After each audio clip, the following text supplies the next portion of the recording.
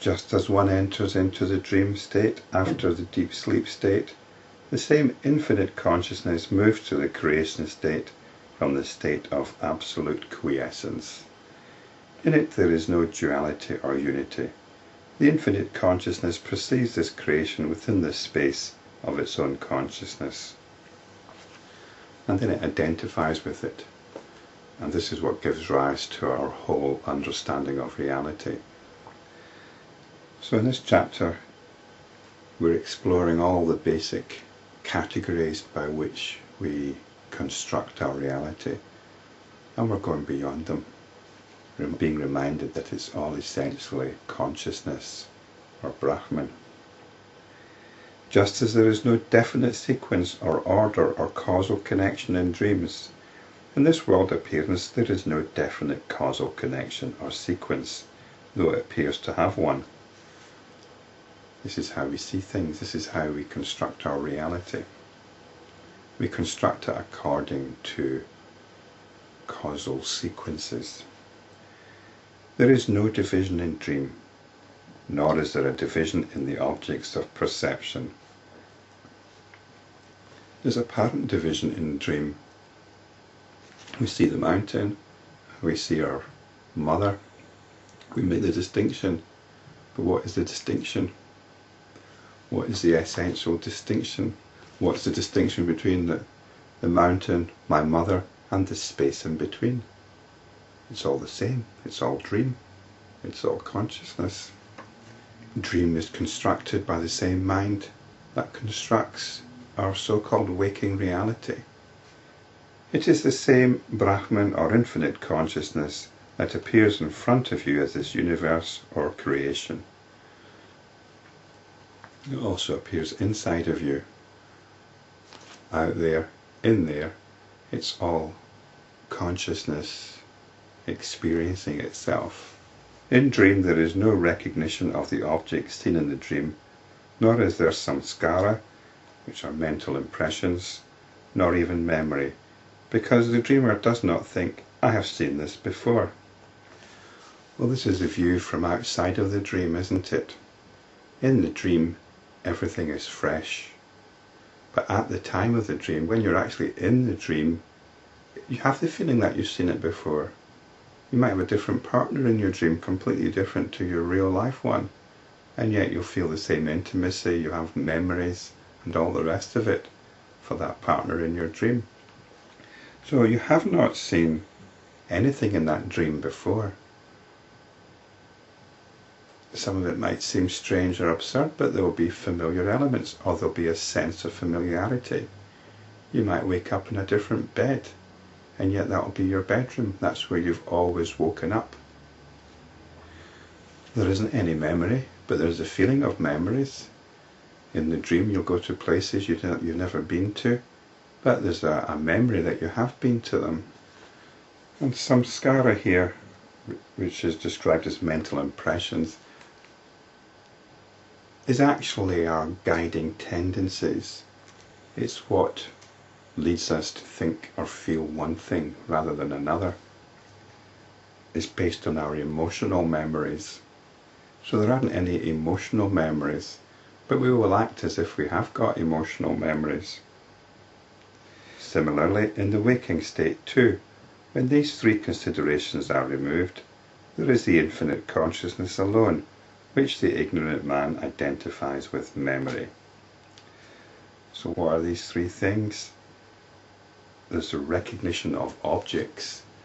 That's the belief that it's an external world, because we have that belief in the dream as well. We're not thinking, well, not usually, that this is a dream. We think we're wandering around the external world in a dream. That's what's meant by recognition of objects. It's the recognition of something out there, something objective. There's no such thing. The second thing is our emotional memories, and the third thing is mental memories. These are our notions as well. These are our notions and our predisposition to go along with certain notions. So it's all consciousness. And we think we've got a past, a history. But this is all based on memory. Our whole understanding of an external world is based on memory. And what is memory? Has memory got any more substance than a dream? Memory is of the same nature as dream. It's consciousness.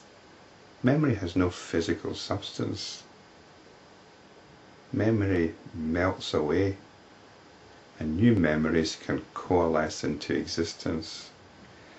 Affirmations and negations, injunctions and prohibitions seem to exist in the Supreme Being, though they do not exist in it. This is your traditional understanding of God and some kind of moral order. What's good, what's not good, what's real, what's not real. It's a whole, not just psychological process, but moral process, which we often impose on reality. But none of these things have any absolute truth.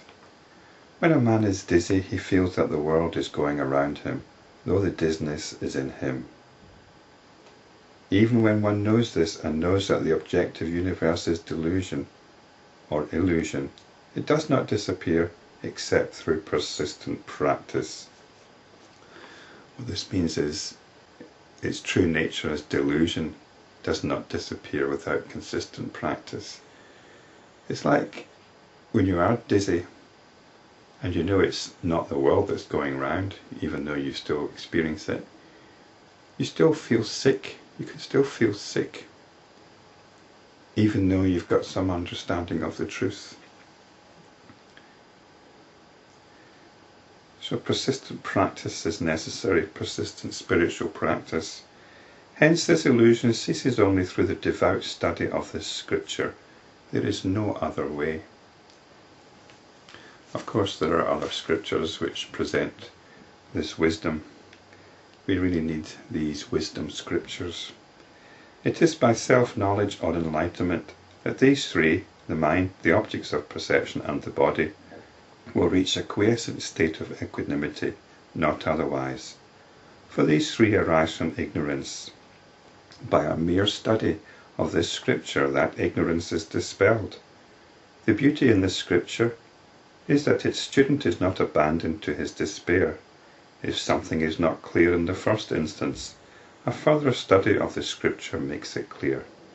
This scripture dispels delusion and enables you to realize that the ordinary life itself is the supreme state. You don't have to go off and be a yogi or live in some exalted spiritual community. The ordinary life is the supreme state. Therefore, one should study at least a small part of this scripture daily.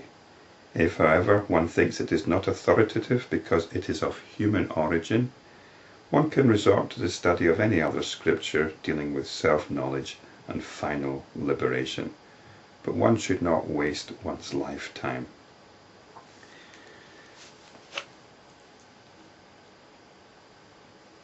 The authority of these words rests on their own truth, not on the belief that they're of divine provenance.